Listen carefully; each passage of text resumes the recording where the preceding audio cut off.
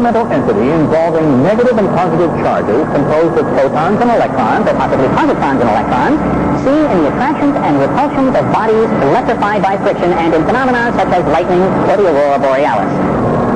Phew. Whether you understand electricity or not, you need to know the kind of hazards it can present in the workplace. Do you recognize some of the most common electrical hazards? Electricity. In many ways, it powers our world, and it helps power your work site. But because we can't see it, too often we take electricity for granted. If you work with electrical tools or equipment, you need to treat electricity with respect. The three main hazards of electricity are electrical shock, fire, and explosion when electricity causes sparks in an explosive atmosphere. To minimize these hazards, your company may have an electrical safety program in their overall safety policy. Take time to review and understand it. And even if your employer doesn't have a written program, be aware of the most common electrical hazards and know what to do if you recognize one. But sometimes being well-informed and following your employer's electrical safety program isn't enough. Equipment and cords do eventually wear out. Outside contractors may not follow your company's policies. Unforeseen hazards may be present, or you may get in a hurry and skip some of your normal safety procedures. After training and education, being alert is your best protection against electrical hazards. When you work with electricity, think about what you're doing, and be on the lookout for unsafe work practices around you.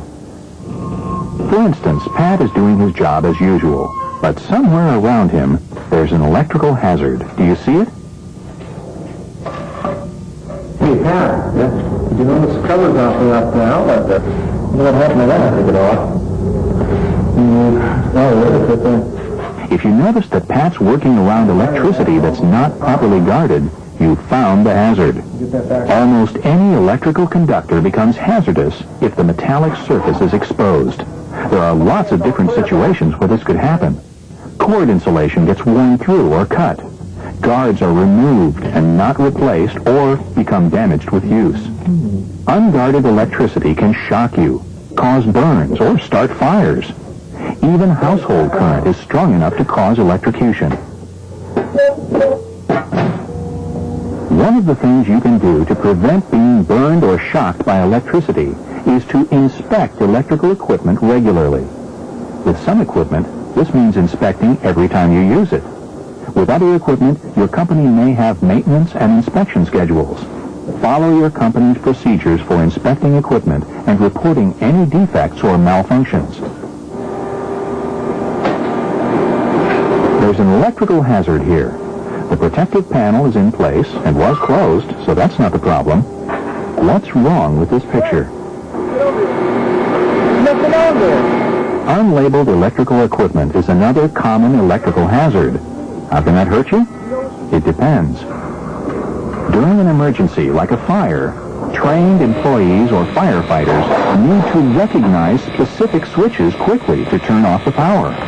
Many electrical fires are extinguished just by turning off the power. In most cases, maintenance workers need to be able to de-energize the equipment they're working on. If they turn off the wrong power source, they may be in a dangerous situation during equipment repair.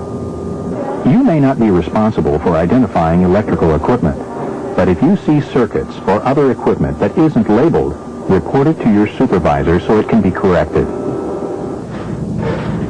It may not seem like there are any electrical hazards in Pat's work area, but take a closer look. Extension cords are among the most misused electrical equipment around. They are useful and appropriate in many situations, but there are also lots of situations where extension cords shouldn't be used. The cord at Pat's work area isn't about to shock or burn him yet, but it is creating other hazards. Extension cords shouldn't be used as a substitute for permanent wiring. They shouldn't run through doorways, windows, or other openings. The insulating cover can get worn, torn, or cut, exposing live wires, and it can create a trip hazard. Damaged extension cords shock people and cause burns, fires, and explosions each year. They may not look like big power sources, but it doesn't take much electricity to cause serious injury. What's wrong with this picture? She's using the tool correctly. Wait a minute. That's not how you unplug a cord. Pulling on the cord instead of pulling the plug cap itself can damage the connection. When you pull the cord out of the wall, I pull from the hard plastic cord. The cord. When you unplug, grip the plug cap instead of the cord. Carefully inspect the connections before using cords. All terminations and connections should be protected from stress and pull, so pick up and hold tools by the handle, not the cord. These have been just a few of the more common electrical hazards.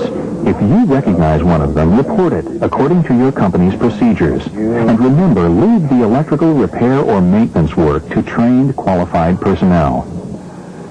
Keep your eyes open. Think about the electricity being used around you. Look for hazards before they cause trouble, and treat electricity with respect.